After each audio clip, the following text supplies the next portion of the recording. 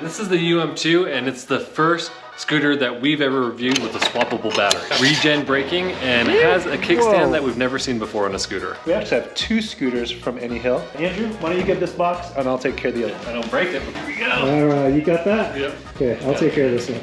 I got that one. You good? You're good. Let's get unboxing. 44 pounds. Nice and light. Couple Allen keys. A key for the battery. White, that's what it says on the box. That looks like an heirloom white to me. 42 volt charger, 2 amps. This is a 36 volt, 10 amp LG battery. So this should take 5 hours to charge from empty to full. Sounds like this is gonna require a little bit of assembly. And let's show you guys just how difficult that assembly is. Yeah, it doesn't seem like it'll be too bad. Yep. Cool little kickstand. Slide this out.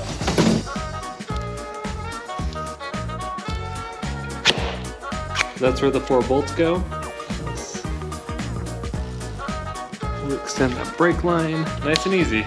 Not hard at all. I'm gonna go get this plugged in so we can have a freshly charged battery for when we go take it on a test ride. And then plug it right in. So we're gonna unbox this one and we're gonna time Andrew to see how long it takes him to unbox this scooter.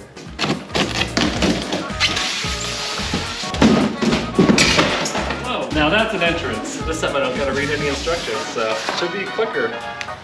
It took Andrew just under 4 minutes to get this black Anyhill scooter out of the box and fully assembled. Let's just go over how to fold this because it's not super intuitive. I push down on this button, I pull on this, but before I pull hard, put some leverage against the steering pull, and it pops right down. It's real easy. All right, let's ride.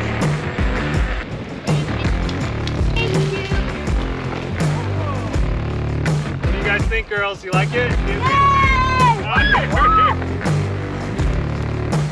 All right, have fun, girls. All right, we got the Anyhill UM-2 electric scooters all set up. We've been riding them around for the last few days to get familiar. Let's do a walkthrough from top to bottom. Let's start out with the cockpit. On the right side, you have these handlebar grips. They're a soft polymer. The throttle's on the right and it's push to start. So you have to push it a couple miles per hour before pressing down on the throttle for it to engage. Nice little bell. I do love that bell sound. And then in the center, you have the speed display. You can pretty much work everything through these buttons. To turn on the light, just 1 click. To go through the speed settings, you're gonna double click real quick. And to turn on the cruise control, you're gonna press it 3 times. So 1, 2, 3. Some scooters, I hate that I have to use the phone app to control things. I do love that I can just use this without having my phone on me. On the left side, you have regen braking, which is really powerful. This stem is really nice and beefy. It's a really solid stem. Moving down the steering pole, we have a 10-inch pneumatic tire with a drum brake inside of there. So that's controlled with this brake lever on the right side of the handlebar. Down here, we have this light. It's low in position. It's not super bright. It'll help you be seen at night, but it's not really gonna help you see. So make sure to look into some of these other third-party lights. And inside of the deck is where the magic happens. This is what sets the scooter apart, is a removable battery. Pops right out. You can lock it in with the key. So this lock engages that little tab on there, and then you can just go ahead and pull the battery right out. Easy peasy. There's 2 ways you can put the battery back in. If you don't want to carry a key on you, you can just slide it right back into place. Push it down and the scooter will start right up. For extra security, if you're going to leave it outside parked with the battery inside of it, lock it into place and the battery can't be stolen anymore. This is the first time we've ever seen on a commuter e-scooter that you can replace the battery. And in the rear, we have a 450 watt motor with a peak output of 750 watts. We should be able to get up to 19 miles per hour. There's a brake light in this fender, and then the regen braking turns on the light too. One really cool feature about it is this kickstand. Just push it up and it stands right up in place. This kickstand goes the entire width of the deck, and so instead of the scooter leaning, it stands upright. It reminds us of the Vespa, some of the mopeds that we've tested, and even some of the cargo e-bikes that we've tested. They have a similar style kickstand so that it stands straight up just like this. You just push forward and it goes. I thought there was going to be some clearance loss with the kickstand underneath it, We normally hit these curbs that are at a 45-degree angle with a lot of these commuter scooters. This does not bottom out when I'm going up the curb, which is impressive for me. The deck is nice, thick, black silicone. It's grippy, it looks good. It's really easy to clean, but it has one drawback. It gets dirty real easily. Let's show you what it looks like. 1 step, 2 steps, 3 steps. But the nice thing is it's grippy and it's easy to clean. We're gonna get our safety gear on. We're gonna go take it for a spin where we're gonna talk about the things that we love about it, things that we hate about it, and who we think should get the scooter. Let's go. It's called Anyhill, so we're gonna take it up a hill and see how it handles this bad boy. It says it's rated for up to 20-degree inclines, and this one is pretty close to 20 degrees that we're gonna about to go up. Sounds nice and smooth. Yeah, it's really quiet and smooth. So we're going up this incline, which is pretty decent. 16 miles per hour, 17 miles per hour, so that's pretty good. And right up here is gonna be the steepest part of the hill, so let's see how slow this ends up going for him. It's starting to slow down. Oh, he's slowing down. I was like, where's Andrew? We're getting to the steepest part of the hill and it's slowed down to 12 miles per hour, but it's still going up it. Out cruising on the Anyhill UM-2. A lot of things to like about this scooter. Number one thing for me is the ride quality. Corners well, the 10-inch by 2.5-inch Xiaoyang pneumatic tires are great. I agree. So with the pneumatic tires, it kind of takes away the chatter, helps to smooth out the ride. Even though this doesn't have suspension, they've left out the suspension so that it's less expensive, easier to maintain, but because it has the pneumatic tires, it takes away that chatter. It's just a better, smoother ride than some of these commuter scooters that come with the solid tires. The regen braking works really well. So that was all regen braking, and I'm gonna put a glove right here. That's where you stop. Next, we're gonna do the drum brakes. Oh, those are pretty good. That's with the drum brakes.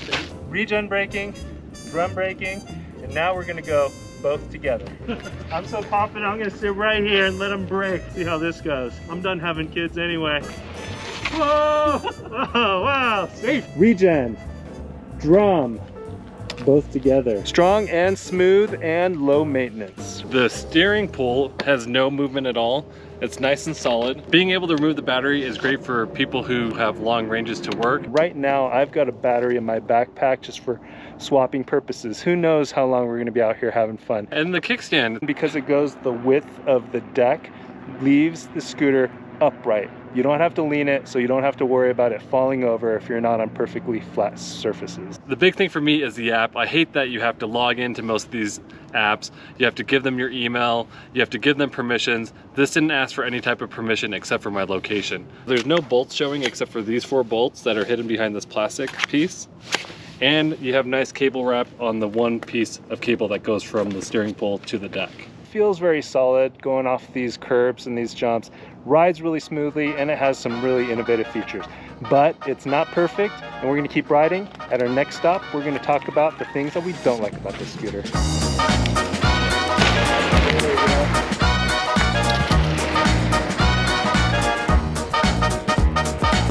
Some of these scooters get real sketch when you're on that fine edge, but this one feels great. Haven't felt any type of slipping out at all. 16 miles per hour one-handed, and normally I'm kind of sketched on a lot of these commuter scooters. The geometry is really wrong, so this is nice and centered and well balanced to do one-handed riding. Well balanced.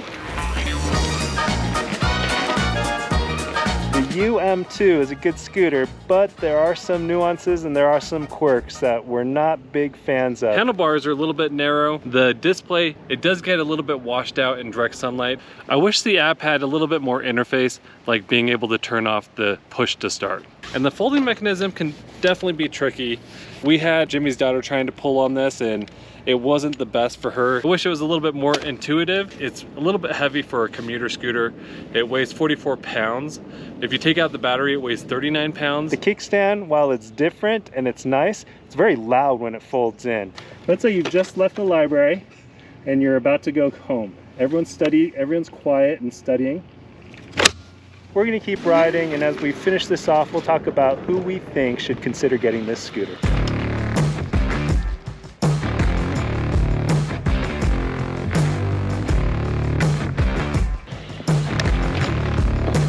This This is great for beginners.